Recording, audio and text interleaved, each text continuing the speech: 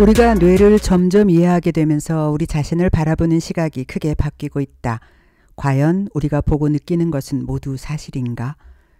우리 뇌는 외부로부터 들어오는 모든 자극과 상황을 순간순간 인지하고 그 모든 것들에 대해 반응하는가? 무의식이란 무엇이고 내가 무의식 중에 하는 행동과 생각 등은 과연 어떻게 이해해야 하는가? 이 책의 작가 데이비드 이글만은 이렇게 말한다. 내 머릿속에 누가 있는데 내가 아니야.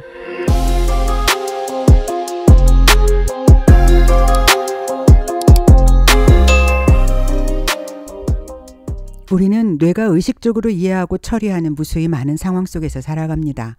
그래서 우리는 이렇게 생각하지요. 이미 우리 뇌 속에는 수많은 데이터가 꽉 차게 들어있고 우리는 필요할 때 그것을 불러내서 활용하는 것이라고요. 하지만 정말 그럴까요? 사실 우리는 스스로 질문을 던져보기 전에는 알아차리는 것이 별로 없습니다. 혀가 입속에서 어떤 위치에 있는가? 누가 이런 질문을 던지면 우리는 대답할 수 있습니다. 하지만 그 질문을 듣기 전에는 아마 혀의 위치를 몰랐을 것입니다. 뇌는 사실 전반적으로 모든 내용에 대해 많은 것을 알아둘 필요가 없습니다. 밖에서 데이터를 가져오는 방법을 알 뿐입니다. 뇌는 꼭 필요한 것만 안다는 원칙을 바탕으로 삼고 있습니다. 우리가 혀의 위치를 계속 의식적으로 알아두지 않는 것은 그 지식이 유용하게 쓰이는 경우가 아주 드물기 때문일 것입니다. 이것은 다른 말로 이렇게 설명할 수 있습니다. 뇌는 세상으로 손을 뻗어 필요한 유형의 정보를 적극적으로 추출합니다. 모든 것을 한꺼번에 알아낼 필요는 없습니다. 모든 정보를 뇌 안에 저장해둘 필요도 없습니다. 정보를 찾기 위해 어디로 가야 하는지만 알면 되는 것이지요. 저자의 이 분석은 흡사 우리가 방대한 인터넷의 바다에서 필요한 정보를 때에 따라 맞춰서 검색하고 찾아내는 방식과 유사하다는 생각이 듭니다. 수많은 정보가 저장되어 있는 엄청난 규모의 자료 창고 안에서 어떤 부분을 불러내 찾아봐야 할지만 정확히 방향 잡아 알고 있으면 필요한 정보는 곧바로 유용하게 활용할 수 있으니까요.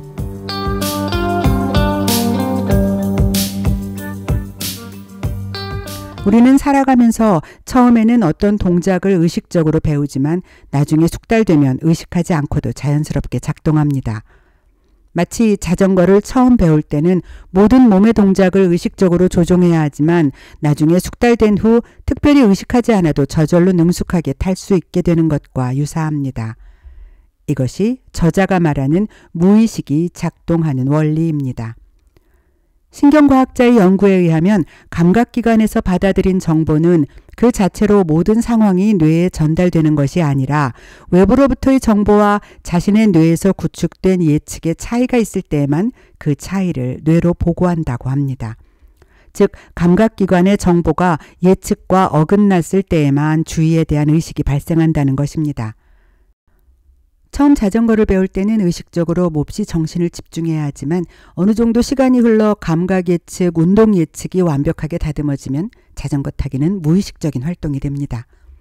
느닷없이 장애물이 나타나거나 타이어가 펑크나는 등의 예측하지 못했던 상황이 발생할 때에 비로소 우리의 의식은 빠르게 무의식으로부터 빠져나와 그 순간의 판단을 하게 되는 것이지요.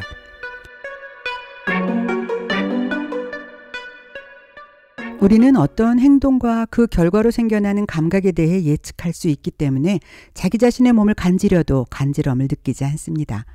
반면에 다른 사람의 손길에 간지럼을 느끼는 것은 그들의 움직임을 우리가 예측할 수 없기 때문입니다.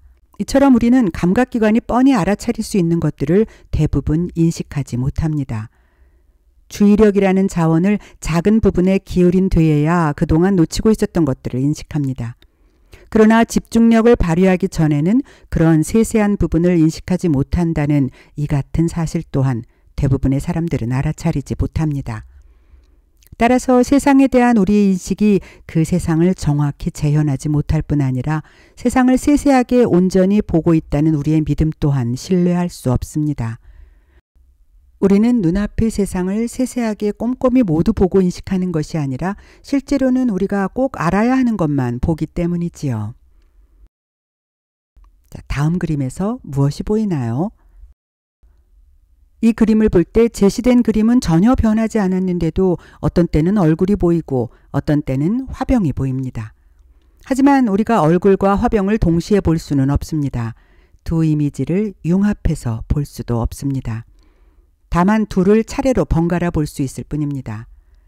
시각은 수동적이지 않고 능동적이라고 합니다. 시각 시스템이 자극을 해석하는 방법은 하나가 아니기 때문에 여러 가능성 사이를 휙휙 오가며 이렇게도 저렇게도 받아들입니다. 이처럼 시각 시스템은 상충하는 정보 사이의 싸움을 중재합니다. 따라서 우리는 정말로 존재하는 것을 보는 대신 순간순간 싸움에서 승리한 지각을 보게 됩니다. 세상은 변하지 않았으나 우리 뇌가 서로 다른 해석 결과를 역동적으로 제시하는 것이지요.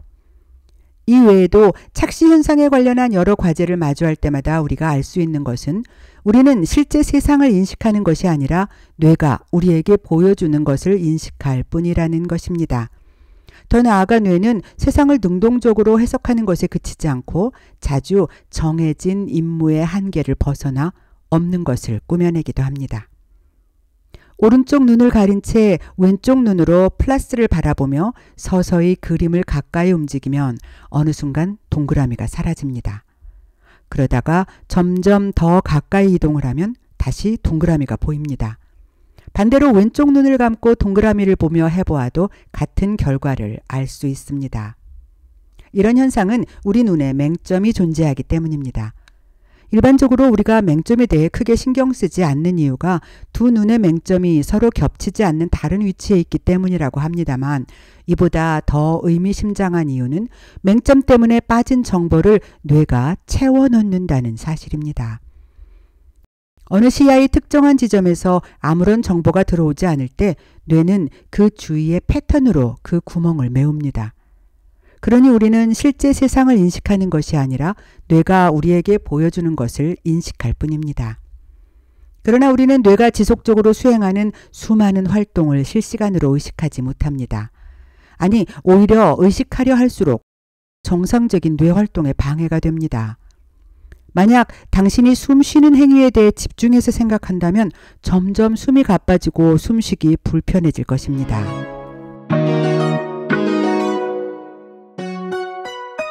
아이들의 동시에 이런 표현이 있습니다. 지네는 행복했어요. 개구리가 재미로 다리가 움직이는 순서를 말해줄래? 라고 말하기 전에는 머리가 너무나 복잡해져서 지네는 도랑에 괴롭게 누웠어요. 달리는 법을 알 수 없어서.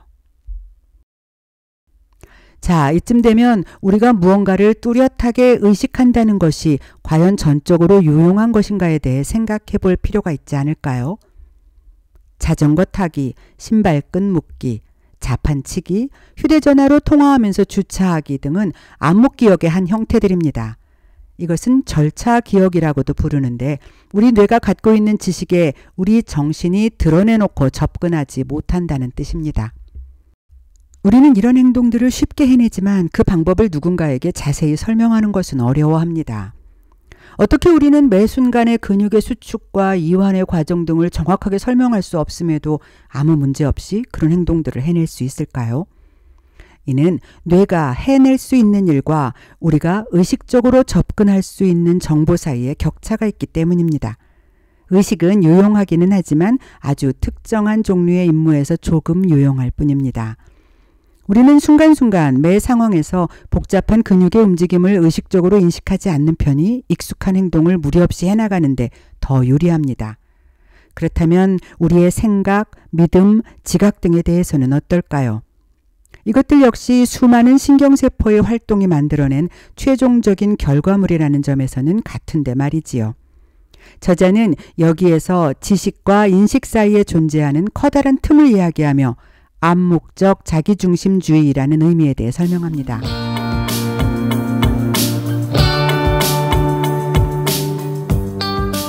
이것은 무의식적인 자기애에 관한 내용입니다.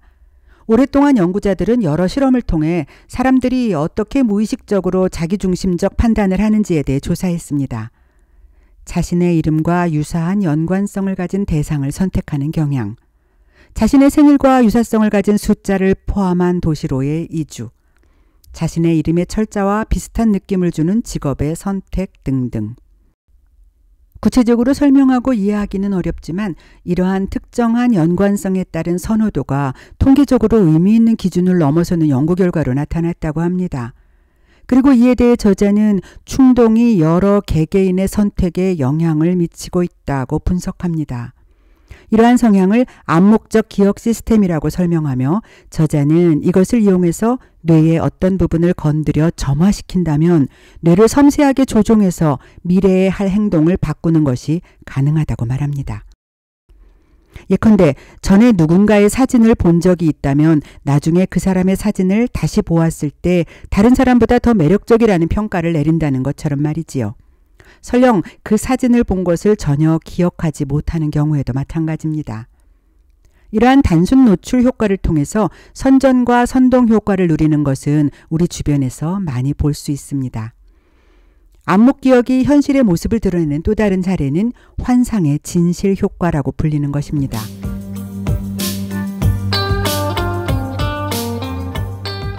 전에 한번 들은 말이 실제로 사실이든 아니든 사람들은 그 말을 믿을 가능성이 더 높습니다. 실험에 참가한 사람들에게 몇몇 문장을 드러내지 않게 반복적으로 노출한 결과 들은 적이 있는 문장을 다시 들은 피험자들은 그 문장을 진실이라고 평가할 가능성이 높았습니다. 그 문장을 들은 적이 전혀 없다고 강력히 주장한 사람들도 마찬가지였습니다. 이처럼 단순히 노출된 것만으로도 나중에 그 내용을 다시 접했을 때 신뢰성이 높아지는 효과를 누릴 수 있습니다. 이러한 환상의 진실 효과는 똑같은 종교적 명령이나 정치 슬로건에 반복적으로 노출될 때의 잠재적 위험을 강조해 주는 것입니다. 이처럼 의식의 표면 아래에 살아 숨쉬는 광대하고 복잡한 지식을 대하다 보면 과연 의식과 무의식의 역할은 어떤 것인가에 대해 생각하게 됩니다. 사실 뇌의 무의식 속 깊숙한 곳에 저장된 지식 대부분은 의식이라는 계획적인 형태로 나타납니다.